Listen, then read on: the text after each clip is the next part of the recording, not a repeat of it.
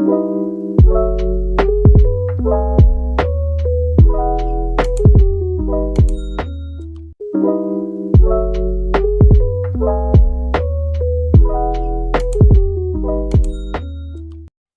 Ibu Mirni, Assalamualaikum. Ya, Assalamualaikum. Waalaikumsalam, Bu. Selamat sore. Selamat sore.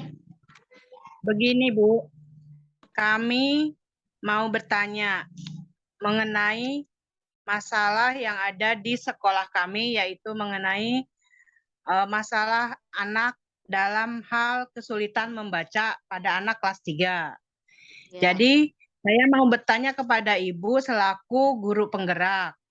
Kira-kira apa penyebab atau faktor penyebabnya? Oh, baik, Bu. Menurut saya sebenarnya hal seperti ini sudah sangat sering terjadi di sekolah manapun, termasuk semua sekolah saya, Bu, ya.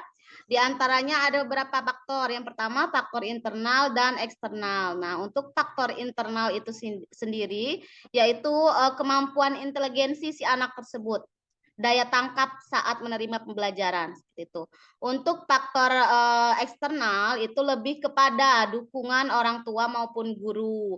Misal pada saat pembelajaran si anak belum terlalu paham mengenai alfabet.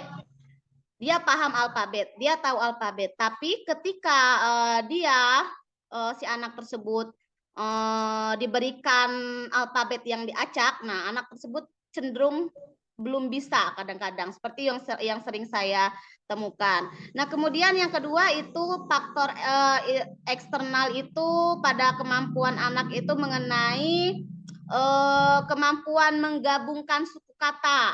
Nah, jadi si anak sudah mampu, sudah hafal alfabet A sampai Z, namun ketika disuruh menggabungkan suku kata BU, bu, kadang-kadang ada saja, apalagi ada kata-kata serapan, BU, bu, ening, anga, bunga, seperti itu. Kadang-kadang anak masih kesulitan. Jadi pemahaman anak terhadap suku kata, penggabungan suku kata. Kemudian yang berikutnya yaitu daya serap atau tingkat kemampuan anak mengenai faktor lingkungan.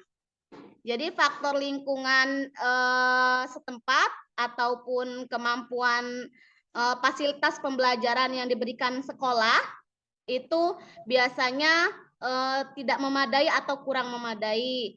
Misalkan pemberian media pembelajaran yang bervariasi seperti itu, Bu. Ya, menurut saya.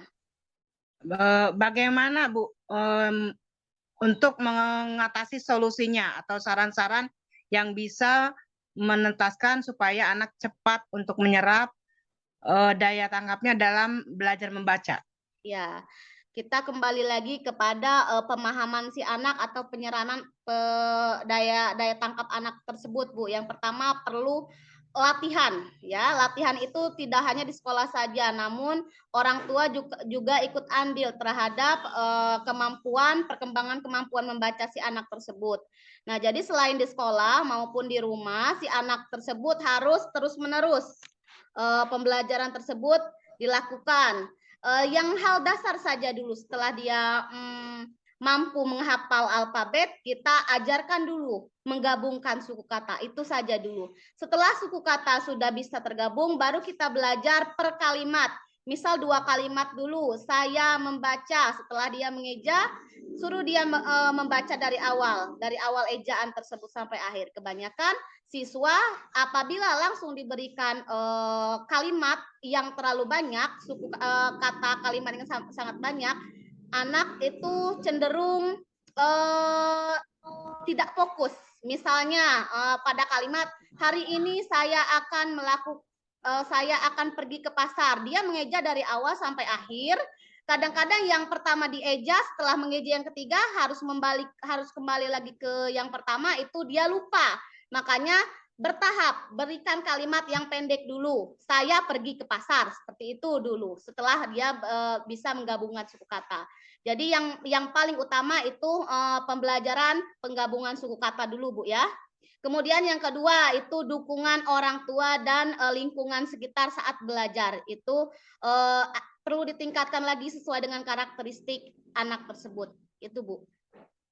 Oh, terima kasih Bu atas penjelasannya. Mungkin cukup sekian. Kami ucapkan terima kasih. Assalamualaikum warahmatullahi wabarakatuh. Selamat Waalaikumsalam sore Bu. warahmatullahi wabarakatuh.